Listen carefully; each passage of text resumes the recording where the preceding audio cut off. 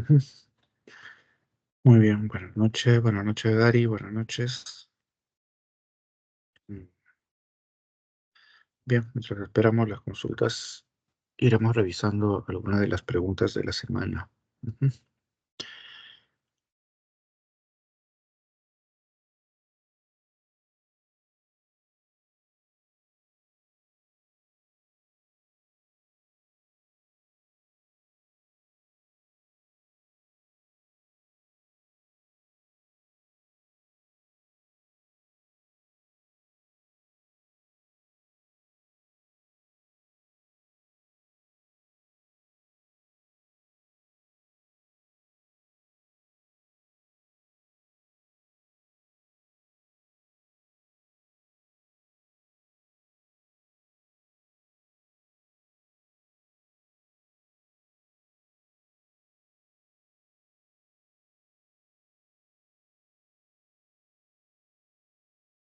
Ya, muy bien. A ver, estamos semana 10, semana sobre nueva narrativa hispanoamericana. Y corresponde a dos novelas, El reino de este mundo y Cien años de soledad. Vamos a bajar, vamos a ir a los ejercicios.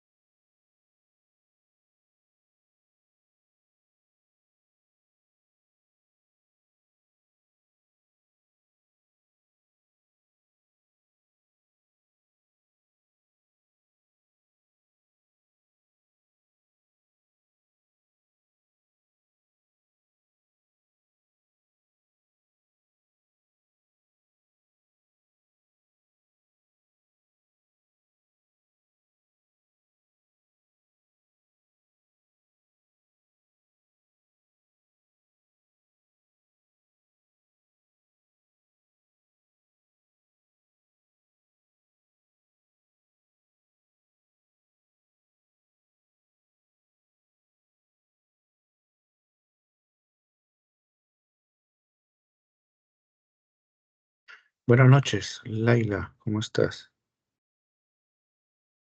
Buenas noches, profesor. Buenas noches. Bueno, iba a revisar algunas de las preguntas de la semana 10, pero si tienes alguna duda eh, de esta o las anteriores semanas o algún tema, por favor, bienvenida a la pregunta.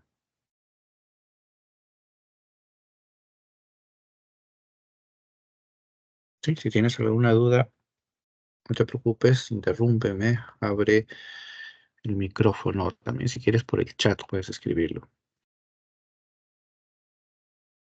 Ujú. Bueno, y vamos a hablar Ok, sobre... Sí, sí. Ujú.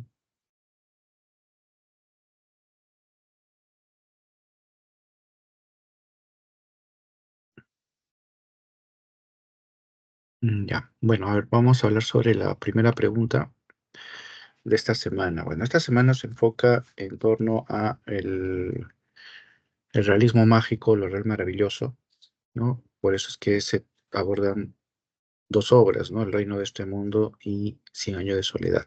A ver, la primera pregunta nos pide, ¿no?, analizar el concepto de lo real maravilloso, ¿no?, que plantea y desarrolla Alejo Carpentier, y para ello nos citan el prólogo de la novela, ¿no? Un prólogo donde Carpentier describe, digamos, lo que él considera lo real maravilloso. ¿M? Entonces, dice el fragmento, ¿no? Dice: pisaba yo una tierra donde millares de hombres ansiosos de libertad creyeron en los poderes licantrópicos de Macandal, a punto de que esa fe colectiva produjera un milagro el día de su ejecución. Había respirado la atmósfera creada por Henry Christophe, monarca de increíbles empeños, pero pensaba además que esa presencia y vigencia de lo real maravilloso no era privilegio único de Haití, sino patrimonio de la América entera. Lo real maravilloso se encuentra a cada paso en la vida de los hombres, buscadores de la fuente de la eterna juventud, hasta ciertos rebeldes de la primera hora o ciertos héroes modernos de nuestras guerras de independencia.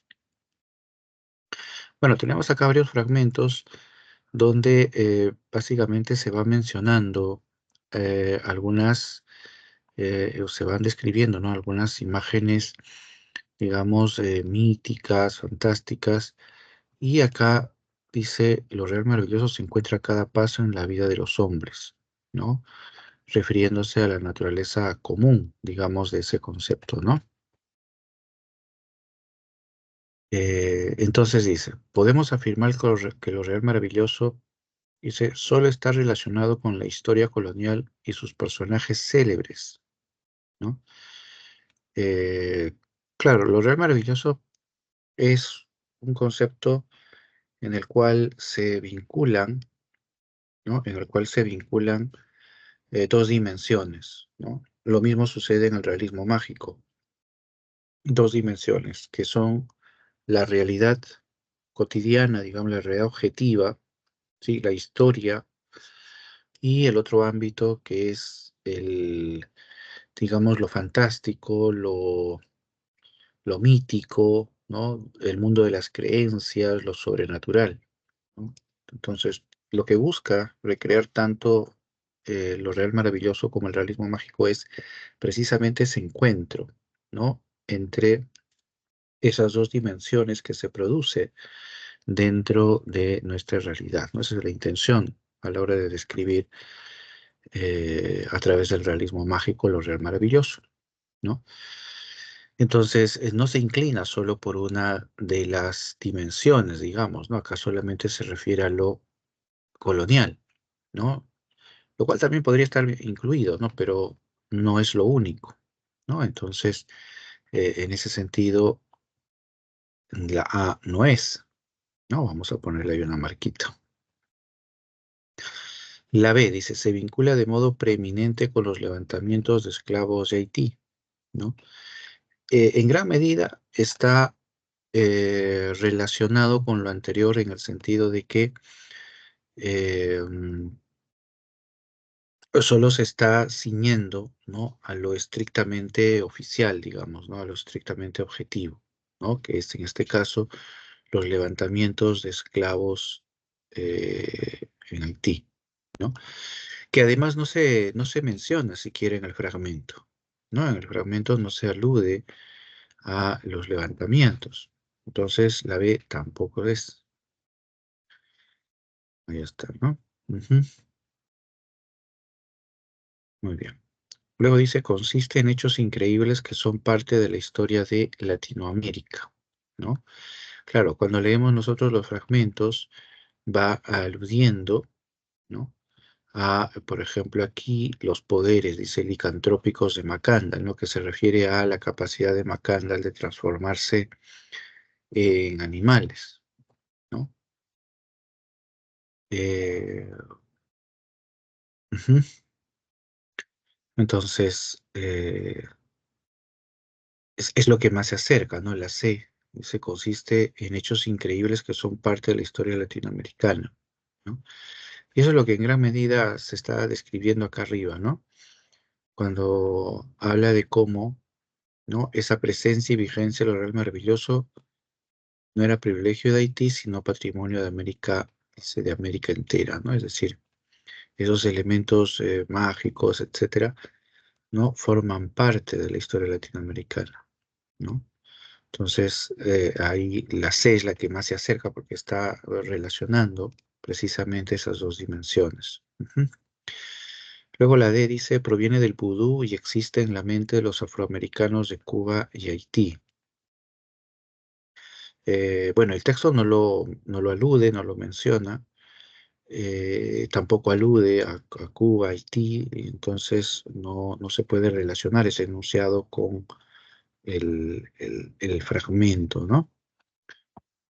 Luego la E dice, se configura en el imaginario de los esclavos que luchan por su libertad, ¿no? Nuevamente la imagen de los esclavos que ya se mencionaba en la B, pero que, como dijimos en ese momento, no está en el fragmento.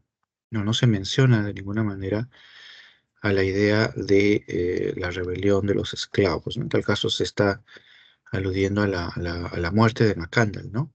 Ujú. Lo único ahí. Eh, Buenas noches, Mijael. ¿Sí? Bienvenido.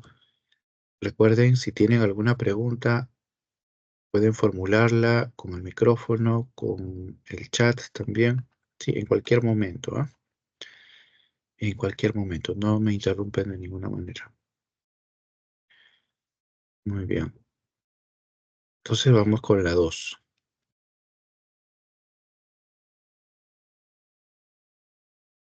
A ver, nuevamente, en la 2 un fragmento y para responder, ¿no? Dice, luego de leer el anterior fragmento de la novela El reino de este mundo de Alejo Carpenter, marque la alternativa que contiene el enunciado correcto, es decir, ¿qué enunciado corresponde con el fragmento? Bueno, entonces hay que leer el fragmento. Dice, Tinoel se había sentado sobre una batea volcada, dejando que el caballo viejo hiciera girar el trapiche a un paso que el hábito hacía absolutamente regular. Macandal agarraba las cañas por haces, metiendo las cabezas a empellones entre los cilindros de hierro. Con sus ojos siempre inyectados, su torso potente, su delgadísima cintura, el mandín ejercía una extraña fascinación sobre Tinuel. Sus artes de narrador, caracterizando los personajes con muecas terribles, imponían el silencio a los hombres, sobre todo cuando evocaba el viaje que hiciera años atrás como cautivo antes de ser vendido a los negreros de Sierra Leona. Ujú. Bueno, en el fragmento se mencionan dos personajes, ¿no? Uno es Macandal y el otro es Tinoel. Aquí el relato está narrado desde la perspectiva de Tinoel, me parece. Ujú. Y habla sobre Macandal, o se concentra sobre Macandal sobre todo. ¿Mm? Entonces, ese es un dato también relevante porque nos va a permitir identificar, por ejemplo, la naturaleza de la respuesta, ¿no? Dice, un tema importante de la novela es la esclavitud, ¿no? Aquí se está preguntando, se está aludiendo a un tema, ¿no? Y, pero los dos son esclavos, y al final habla sobre el tema precisamente de la esclavitud, me parece, ¿no? Cuando menciona de que años atrás Macandal había sido cautivo, ¿no? Antes de ser vendido a los negreros de Sierra Leona, ¿no? Entonces, sí hay una alusión al tema de la esclavitud, entonces hasta acá parece que la A es la clave. Veamos las demás, a ver, descartemos. Dice, la escena desarrolla al detalle el origen de Tinoel. Bueno, no alude al origen de Tinoel, ¿no? No solamente está describiendo cómo él observa a Macandal y mucho menos lo hace con detalle, ¿no? Así que la B no va.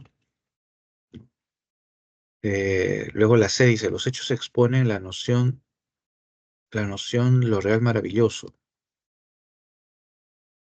Es decir, esta secuencia sería un ejemplo de lo real maravilloso, pero lo real maravilloso, como estábamos comentando hace un momento, es un recurso, digamos, que busca congregar estas dos dimensiones de la realidad y lo mágico, lo mítico o lo sobrenatural, para construir lo más natural, cercano y cotidiano posible, ¿no?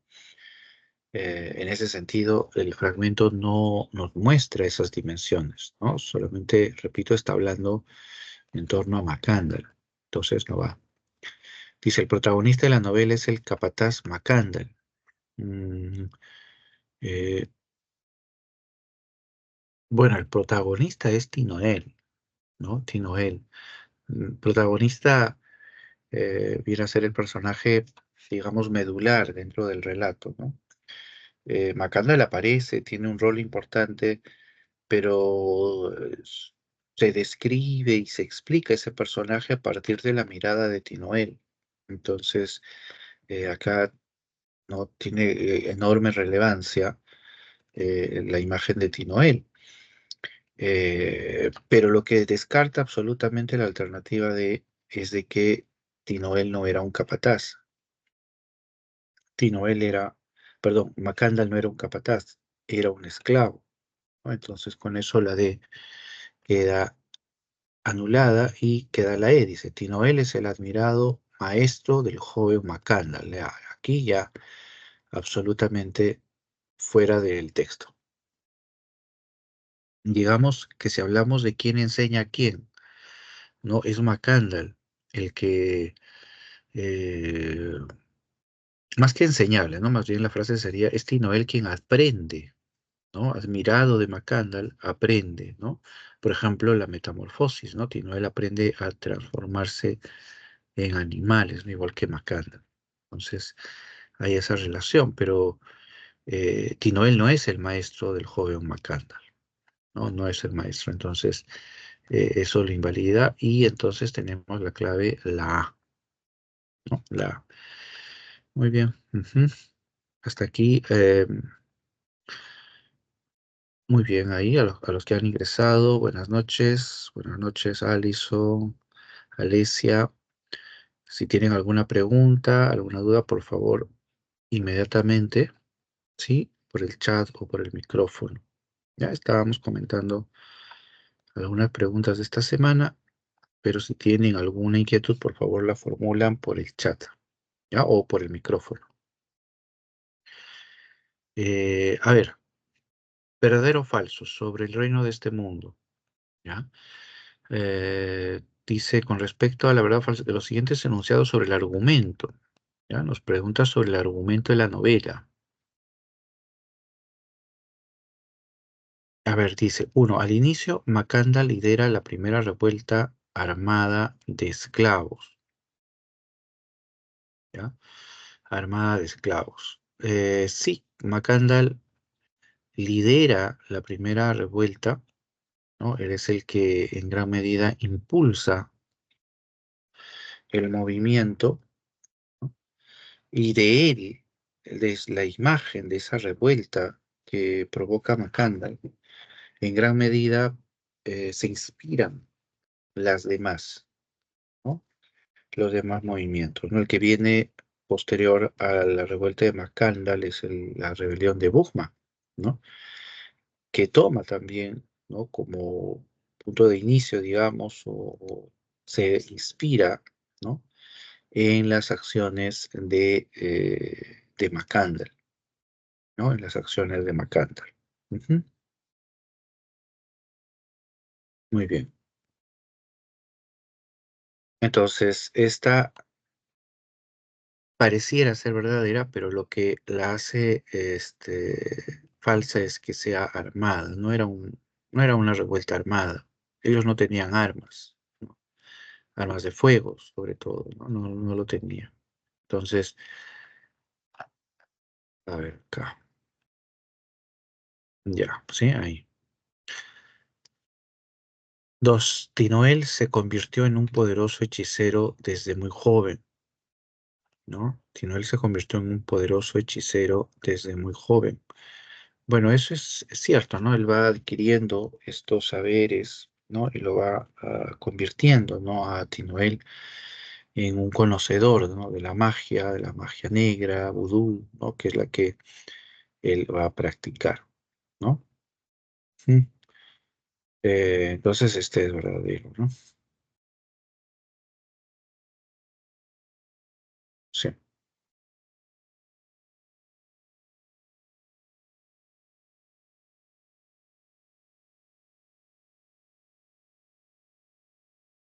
Ah, pero acá hay un pequeño detalle que se me estaba pasando. Acá dice desde muy joven, esto se me pasó. No, el momento en el que Tinoel adquiere estos conocimientos, ¿no? De hechicero, magia, es ya cuando él es mayor, es ya cuando él es anciano, ¿no? No cuando es joven, ¿no? Ahí, ajá, entonces eso lo invalida, no es invalida la alternativa. Ujú. Muy bien. La 3 dice, Macandal era admirado y respetado a pesar de haber sido derrotado, ¿no? Esto es verdad, ¿no? Como comentaba hace un momento, la imagen de Macandal, a pesar de que, digamos, es derrotado, ¿no? En su levantamiento, va a ser él el que va a inspirar, ¿no? Los futuros levantamientos. Entonces, de ahí que esa imagen de admiración y respeto sea una de las características de ese personaje, ¿no? Y cuatro dice, los mulatos republicanos se adueñan de Haití de manera justa, ¿no? Eh, en realidad no hay ahí un acto de justicia, ¿no? Porque al final se va a entronizar luego este personaje, eh,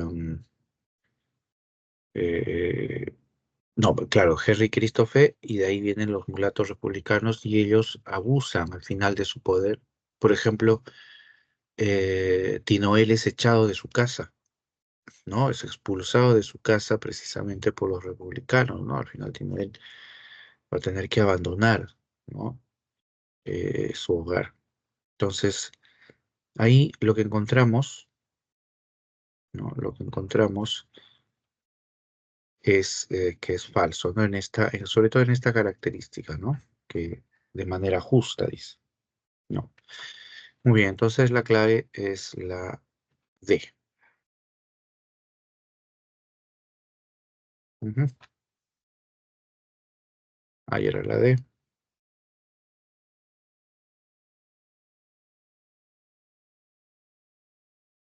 Muy bien, vamos con la 4. La 4 dice, ¿no? Sobre los hechos finales de la novela, El reino de este mundo, los hechos finales, ¿no? Se puede afirmar que, ¿no? Dice, lo que proyecta el sentido de lo real maravilloso como la amalgama entre la realidad y el mito. Es decir, lo que falta aquí, esta variable que falta, expresa esa unión, amalgama, dice, entre la realidad y el mito. Entonces, se trata de un ejemplo en tal caso, ¿no? Se trata de un ejemplo. Entonces, a ver, veamos. Dice, la magia africana ha prevalecido sobre la fantasía, ¿no? Ha prevalecido sobre la fantasía. Eh, mm, claro, acá habría una cierta contradicción, ¿no? Porque la magia y la fantasía, si hablamos de las creencias, esto eh, no se contrapone, ¿no? Ni tampoco una prevalece sobre la otra, sino que actúan en conjunto en tal caso, ¿no? Entonces, aquí esta idea de ha prevalecido, ¿no? No sería la correcta. Muy bien. La B dice, ¿no? La transformación de Tinoel es parte de lo fantástico, ¿no? La transformación de Tinoel es parte de lo fantástico. Bueno, acá la respuesta va pero de manera muy sutil. Nos lleva a diferenciar entre lo mítico y lo fantástico, ¿no? Eh, eh, pero hay una enorme diferencia ahí, ¿no? Porque el momento en el que Tinoel se transforma, ¿no? Y desaparece, ¿no? Es parte más de lo mítico, ¿no? Que de lo fantástico, ¿no? Lo fantástico no es solamente un hecho irreal, sino, a diferencia del mito, lo fantástico no tiene un arraigo en la historia, no tiene un arraigo en la tradición, en cambio el mito sí. Y eso es lo que expresa precisamente esa imagen de Tinoel transformándose, ¿no? En un animal. Una creencia, una imagen de la tradición, ¿no? Y la cultura popular. Entonces, no es parte de lo fantástico. Entonces, por eso la B no va, ¿no? Al decir que es parte de lo fantástico. C dice también la cultura europea se basa en lo inverosímil.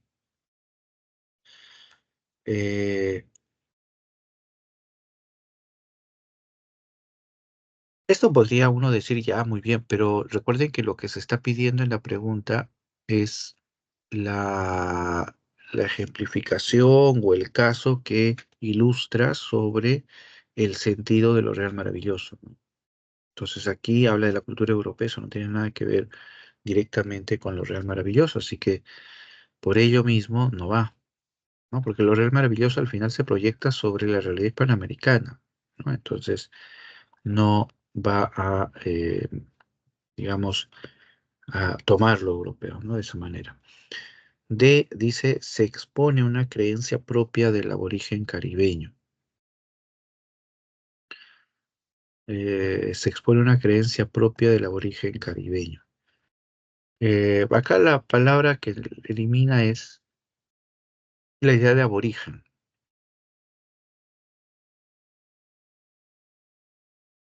Aborigen es el nativo, ¿no? El que, digamos, pertenece a esas tierras. Los esclavos negros, ¿no? De Haití no son americanos, sino que vienen del África, ¿no? Y ese precisamente es su valor, ¿no? Porque sus tradiciones que se describen en la novela y que forman parte de todo ese mundo, provienen precisamente del África, ¿no? Esa referencia a la magia, ¿no? Vudú, a la magia negra, es precisamente la de la cultura africana. Y nos queda la E, ¿no? Donde dice que Tinoel logra dominar el ocultismo de su maestro, ¿no? Y este vendría a ser la clave, ¿no? Porque ¿quién es su maestro? Pues Macanda.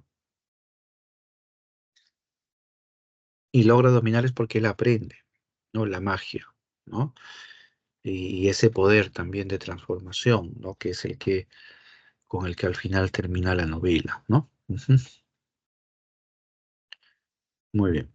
Entonces la clave, la E, muy bien, la clave, la E. Muy bien.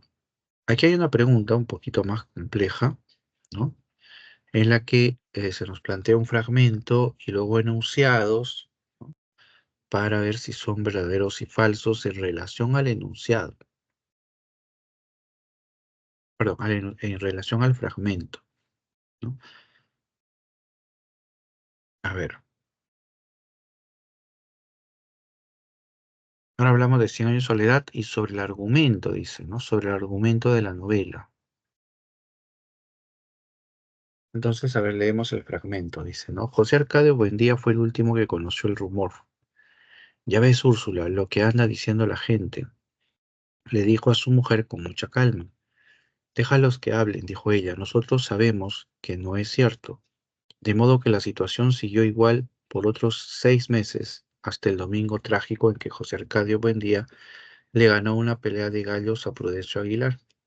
Furioso, exaltado por la sangre de su animal, el perdedor se apartó de José Arcadio un buen día para que toda la gallera pudiera oír lo que iba a decirle. Te felicito, gritó. A ver si por fin ese gallo le hace el favor a tu mujer.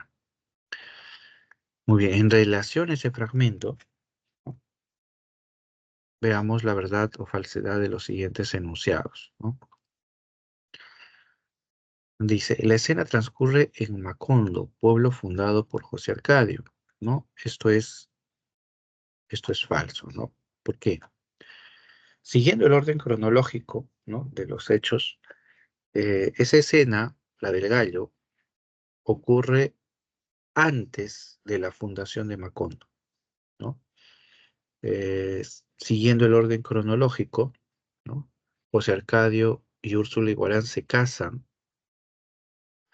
eh, pero viven con esa, digamos, eh, con ese estigma con esa maldición, ¿no? Que dice que su hijo nacerá con cola de cerdo, ¿no? Y eso porque su matrimonio es un incesto. Entonces, temerosos y por otros motivos más, ellos abandonan, ¿no? Ellos abandonan su pueblo natal y buscan un lugar escondido para poder, para que ella pueda dar a luz, ¿no? Y ahí es donde, al dar a luz, ¿no? Hay, en ese lugar, que es más o menos dentro de unas ciénagas, ahí se funda Macondo, ¿ya? Entonces, la escena que se está describiendo pertenece al momento cuando Úrsula y José Arcadio están. casados y a su pueblo natal, ¿no? Eh, y el hombre, ¿no?, que le increpa a José Arcadio es el que va a terminar siendo asesinado por José Arcadio precisamente, ¿no? Y cuyo fantasma, de Prudencio, habitará la cocina de los Buendía. Entonces, la uno no es, ¿no? Dos, dice, los hechos narrados preceden a la muerte de Prudencio Aguilar, ¿no? Preceden, ¿sí? Es decir, anteceden, es decir, ocurren antes, ¿no? Esa es la idea de la palabra preceden. Entonces, eso es cierto, ¿no? Porque precisamente Prudencio Aguilar va a ser asesinado por el reto por la manera como lo ofende a José Arcadio, ¿no? ¿No? Después de decirle, ¿no?, que el gallo le hará el favor a su esposa, José Arcadio furioso va a su casa, toma una lanza y con esa lanza mata a Prudencio Aguilar, ¿no? Muy bien. Tres, la afición por los gallos. A ver, un poquitito por acá. Ujú. La afición por los gallos de combate trae desgracias a los Buendía, ¿no? La afición por los gallos de combate trae desgracias a los Buendía. Bueno, ellos son aficionados, sí, a los gallos, ¿no? Son aficionados a los gallos, em, pero no, a lo largo de la novela no es una vinculación reiterada, ¿no? Es decir, el gallo y la tragedia, ¿no? La que hemos visto, por ejemplo, es la que, digamos, es uno de los ejemplos, quizá el único inclusive, ¿no? Donde el gallo o las aves, los gallos de pelea intervienen para marcar este evento trágico, ¿no? Pero a lo largo de la novela eso no se presenta como una característica, ¿no? Entonces, por eso la 3 es falsa, ¿no? Ajá.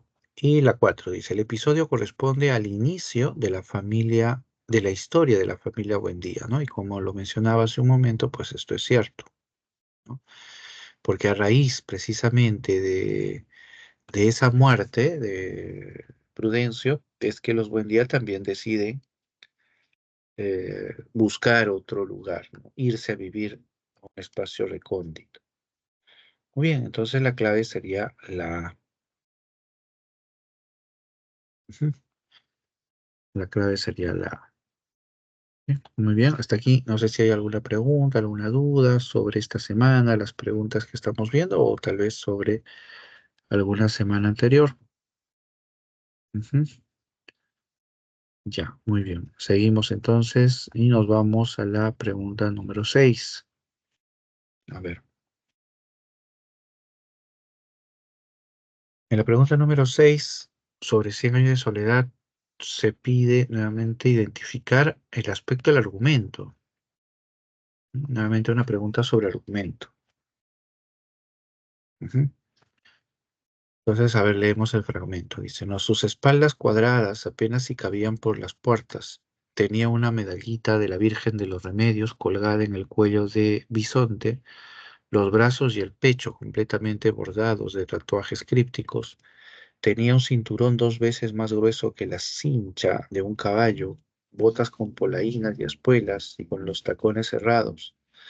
Y su presencia daba la impresión trepidatoria de un sacudimiento sísmico.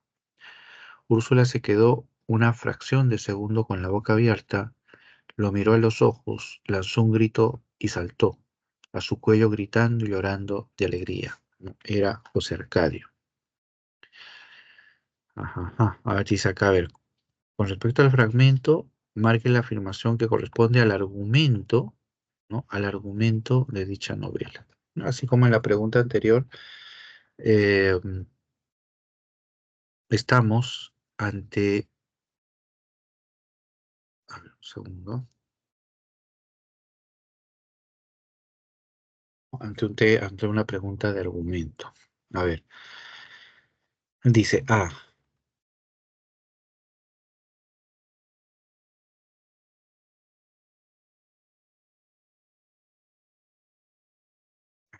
Dice, el gitano Melquiades retorna luego de muchos años a la casa Buendía. Bueno, bueno, no se menciona a Melquiades siquiera, ¿no? En el fragmento, así que no correspondería. Ujú. B, dice, se narra el retorno del primogénito de la primera pareja de la familia Buendía. El retorno. Eh, claro, está hablando de el primogénito de los Buendía, ¿no? Él era una persona, digamos, bastante reservada, era delgado, ¿no? Y un día se enamora de una gitana y se va con ella y después de mucho tiempo regresa y regresa convertido, ¿no? En un ser este, enorme y fuerte, ¿no? Y eso es lo que describe básicamente el fragmento, ¿no? Cuando dice, por ejemplo, sus espaldas cuadradas apenas si cabían por las puertas, ¿no? Entonces, sí, se está refiriendo precisamente a el primogénito de los Buendía, ¿no? Entonces, esta sí es la clave. Ujú. La C dice, se mitifica la imagen del coronel Aureliano Buendía mediante la hipérbole. Bueno, hay hipérboles acá, claramente, ¿no? Pero no se menciona al coronel Aureliano Buendía, ¿no? Entonces, eso es lo que permite descartar la C. Y la D dice, se expone el sufrimiento de José Arcadio Buendía al volver del destierro. Bueno, ahí no se describe eh, un destierro, ¿no? Como les estaba mencionando, no se trata de un destierro, es que él se va con la gitana, ¿no? Enamorado y después ya retorna a casa, ¿no? Entonces, acá la idea del destierro es lo que invalida esta alternativa, ¿no? Y la E dice, el fundador de Macondo vuelve a casa luego de luchar en las guerras civiles, ¿no? Bueno, quien va a luchar en las guerras civiles, ¿no? No es José Arcadio, sino es Aureliano, ¿no? El coronel Aureliano Buendía, ¿no? Él es el que va a ir a la guerra civil, ¿no? Entonces, no va, ¿no? Esto tampoco va. Así que solamente nos queda la clave, la B, ¿no? Muy bien, y ahí está. Ujú. Y vamos por la 7.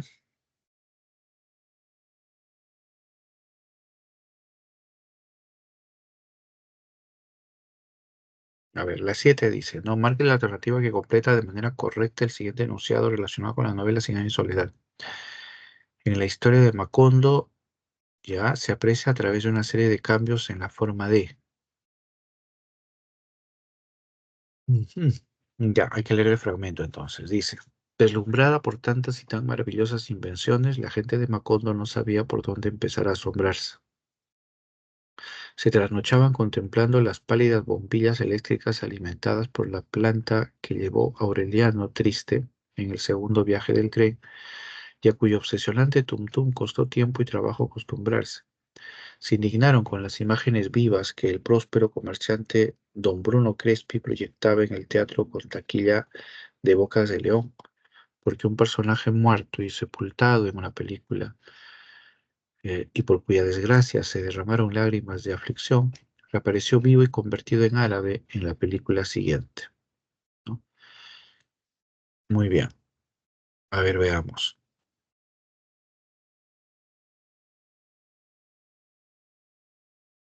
Ya, hay que completar el enunciado, un enunciado que guarda relación, ¿no? Que guarda relación con el fragmento, ¿no? Mm, Ya, a ver. Dice, lucha entre conservadores y liberales causados por el conflicto político. A ver, la lucha. No, acá no se describe ninguna lucha, ¿no? Se menciona por ahí, ¿no? Pero ni se menciona, ¿no? Porque no lo veo. No hay tema de lucha acá, ¿no? Entonces, y mucho menos se alude a los conservadores y liberales. Así que de ahí ya está eliminada la B. Dice, falta de desarrollo en la educación.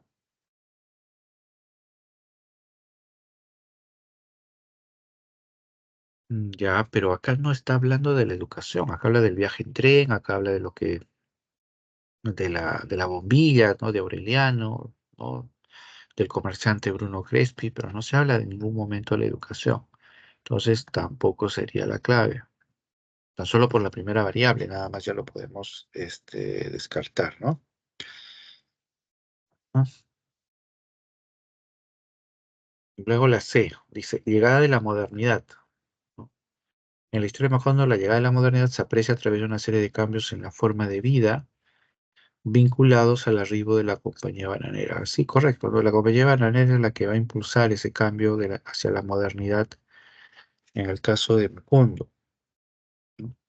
Entonces ahí es donde se relaciona.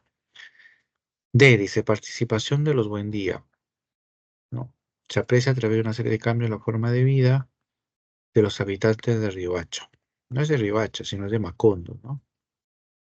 Entonces por acá no va. Y la E, dice, injerencia de los gitanos a causa de los inventos que trajeron al pueblo. Mm, ujú.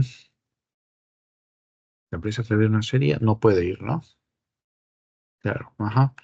Entonces, aquí, cuando habla ya de los gitanos, ¿no? Porque la idea de los gitanos no está aquí. En un momento se menciona o se alude a los gitanos, así que ahí tenemos la opción que la invalida, ¿no? La clave, la C.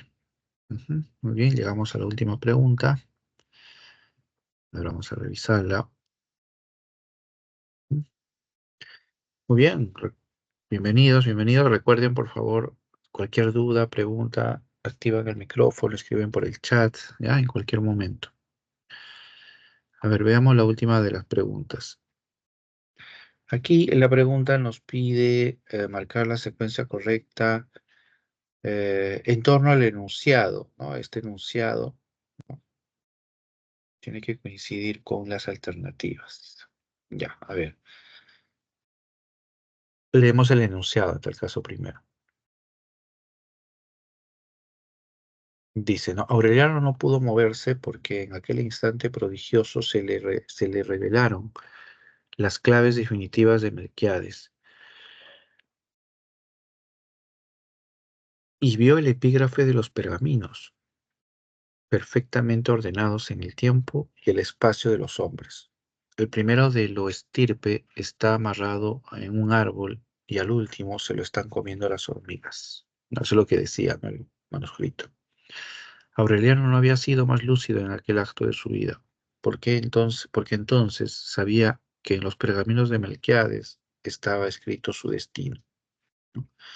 Claro, esta escena corresponde al final de la novela, ¿no? Ya cuando Aureliano Babilonia descubre, ¿no? Estos pergaminos de Melquiades y llega pues estos vientos huracanados que termina borrando, ¿no? De la faz de la tierra a Macón. Muy bien, dice uno. A ver, vamos a ver acá. Mm, ya, a ver, uno. Dice, esta memorable escena corresponde al inicio de la novela, ¿no? Justo como lo estábamos comentando. En realidad el fragmento está al final de la novela, ¿no? Al final, en el momento en el que eh, mm, Aureliano descubre, ¿no? Estos pergaminos de Melquiades, donde está escrito, ¿no? Todo lo que sucedió y lo que iba a acontecer, ¿no? Entonces, pero eso está al final de la novela, ¿no? Entonces, esto no es verdadero, ¿no? Luego dice, el último al que se refiere el epígrafe es el mismo Aureliano, ¿no? El último al que se refiere el epígrafe, dice,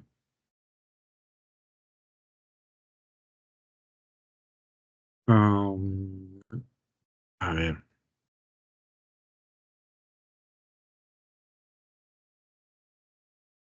claro, acá hay un pequeño detalle, ¿no? porque dice,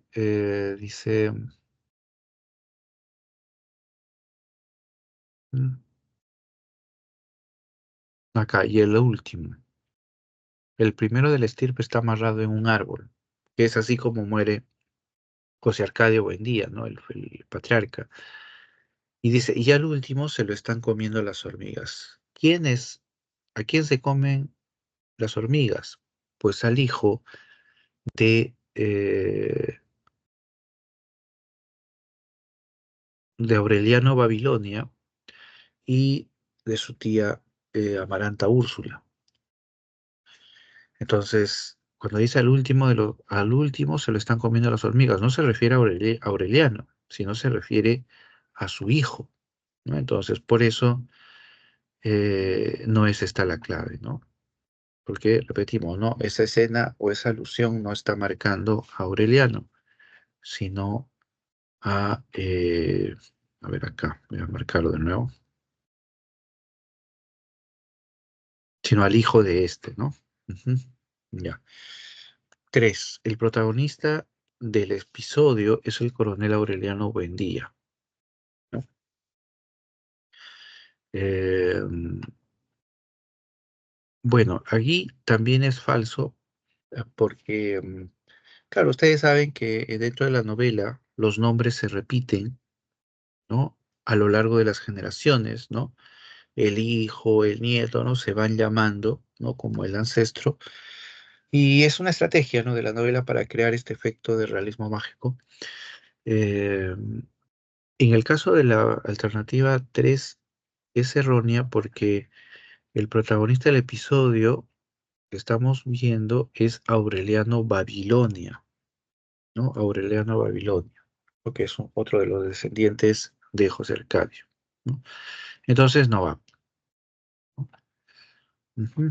La última dice, Melquiades era un amigo del primer José Arcadio Buendía, es cierto eso, ¿no? Eh, todas las excentricidades y muchas de las incógnitas, ¿no? que plantea José Arcadio Buendía van a ser muchas veces develadas, ¿no? por el propio Melquiades, ¿no? que es esta suerte de comerciante, ¿no? que visita constantemente Macondo. Muy bien, entonces de las tres, solo la cuatro, y eso sería entonces la D, ¿no? La D. Ujú. A ver, un momentito, me marqué la D. Ah, no, me equivoqué, esto no es la B. Claro, es falso, falso. Si estamos marcando acá, pues falso, falso, verdadero. Ya, muy bien. Este de acá. Ujú, correcto. Y ya, no hay más preguntas. Esas son las 8 preguntas de la semana. ¿Sí? No sé si ustedes tienen alguna duda, alguna inquietud sobre las preguntas o sobre algún tema específico de Profesor, esta disculpe, semana. buenas noches. ¿Qué tal? Sí, ¿qué tal, profesor? Buenas noches. Sí, yo tenía una duda con respecto a los Ah, cuentos de Borges. En la parte donde menciona que generalmente en la mayoría de sus cuentos los personajes se definen por sus acciones, ¿podríamos decir que como que las acciones importan más que los mismos personajes como tal, parecido como el teatro barroco en La vida es sueño? eh, claro, cuando, cuando dice que los personajes se definen por sus acciones, está aludiendo sobre todo eh, a una narrativa donde el autor se centra sobre todo en la trama, ¿no? Es decir, en lo que los personajes hacen, ¿no? Eh, esta estrategia se contrapone a lo que se desarrolla, por ejemplo, en una narrativa como la del regionalismo, ¿no? Donde es el narrador omnisciente el que nos habla, el que opina sobre el personaje, el que nos va describiéndolo. En cambio, en una narrativa moderna, ¿no? El narrador no es el encargado de mostrar al personaje, ¿no? Sino que el personaje, se muestra al lector por lo que dice y por lo que hace, ¿no? Entonces, en gran medida, por eso dice que los personajes se definen por sus acciones, ¿no? A eso se refiere, ¿no? Es la propia actuación del personaje, la propia realización del personaje lo que lo va mostrando, ¿no? Lo que lo va definiendo en ese sentido. Ujú. Ok, profesor, Eh, gracias. Y, perdón, sí, disculpe. Y con respecto a que dice que tienen trasfondos filosóficos, ¿qué tipo de temas como que principalmente se tocan? ya. Bueno, los temas que plantea Borges tienen que ver con lo filosófico, ¿no? En el sentido de que cuestiona, ¿no? Conceptos, digamos, en algunos casos existenciales, ¿no? Como cuando cuestiona, por ejemplo, la idea de la identidad, cuestiona también la idea del conocimiento, es decir, de la percepción de la realidad, ¿no? Donde él, digamos, realiza, ¿no? De manera lúdica una confrontación entre la realidad y el sueño, la realidad y la ficción, ¿no? Tratando más o menos de plantear una suerte de ambigüedad, ¿no? Entre la realidad y el sueño. Eh, Cuestiona también la naturaleza del el orden, ¿no? El destino, ¿no? Cuando nos plantea la imagen de la incertidumbre, del caos, por ejemplo, como constituyente del universo, ¿no? Entonces, el punto de partida de Borges es básicamente el escepticismo, ¿no? Borges es un personaje, pues un narrador escéptico que cuestiona, ¿no? La realidad, que cuestiona la identidad, que cuestiona la naturaleza misma del tiempo, la naturaleza misma del sujeto, del ser humano, ¿no? Esos son los vaivenes de Borges, ¿no? Pero el punto es definitivamente el escepticismo, ¿no? En Borges. Ok, Eh, profesor, muy amable. Y con respecto a también que dice que toca temas metafísicos, ¿puedo decir que es equivalente a decir temas filosóficos o hay una amplia diferencia entre estas dos palabras? eh, Diferencia, pues, sí, por supuesto, ¿no? Porque lo filosófico no necesariamente tiene que ver con lo metafísico, ¿no? Lo metafísico es aquello, como lo expresa la palabra, aquello que está más allá de la realidad inmediata, ¿no? Más allá de lo físico. Por ejemplo, cuando el filósofo reflexiona, ¿no? En torno a la naturaleza del ser humano, cuando reflexiona en torno a la sociedad, ¿no? Al bien, al mal del ser humano, etcétera, está reflexionando sobre hechos que envuelven, ¿no? Nuestra realidad inmediata. Pero cuando empezamos a reflexionar, por ejemplo, en torno a la naturaleza del ser, ¿no? La esencia, reflexionamos en torno, por ejemplo, a Dios, ¿no? El filósofo ya ingresa a un ámbito que es el de la metafísica, ¿no? Es decir, a ese ámbito de las ideas, ¿no? Que van más allá de lo real, ¿no? Entonces, son dos ámbitos que se diferencian en realidad, ¿no? La filosofía y la metafísica. Mm. La última pregunta es con respecto a en el teatro barroco tenemos a Lope de Vega con sus personajes tipo y para entender eso como que hice una semejanza con los arqueotipos de William Shakespeare. ¿Estaría en lo correcto o no? Bueno, solo aquí lo que estamos viendo son dos conceptos, ¿no? El arquetipo y dijiste el otro término que usaste era, perdón, Personajes tipo. personajes tipo, ¿no? Eh, los arquetipos se definen como personajes que se construyen a partir de lo cultural, son imágenes, digamos, o símbolos culturales, ¿no? Los arquetipos. Un personaje tipo es, digamos, mucho menor, ¿no? No tiene tanta trascendencia. Se lo suele usar más esa expresión para referirse a la categoría del personaje, ¿no? Lo que el personaje viene a ser en sí, ¿no? Cuando en Shakespeare se habla de arquetipos, se habla de personajes universales, ¿no? Que cada uno de sus personajes en realidad está representando esencias, ¿no? Universales, ¿no? Eh, por ejemplo, ¿no? Cuando hablamos de Hamlet o hablamos de Otelo, ¿no? Entonces, Otelo se convierte en un arquetipo en el sentido de que él representa, ¿no? Un concepto, ¿no? Representa este, una forma de ser universal, ¿no? Esa es la idea, ¿no? Y cuando hablamos de personajes tipos es más la idea de personajes que representan determinados aspectos de la realidad o determinada época, ¿no? Esa es más o menos la idea, ¿no? Eso entonces nos da a entender de que los personajes de Shakespeare son más universales, ¿no? Muchos más universales, los otros son más típicos, digamos, ¿no? Más centrados en una determinada época o una determinada cultura, ¿no? Ujú. Perfecto, profesor, muchas gracias. Tenga buena noche. Muchas gracias. Hay una pregunta en el chat, ahí dice Ruth, Ruth ha salido. Ya,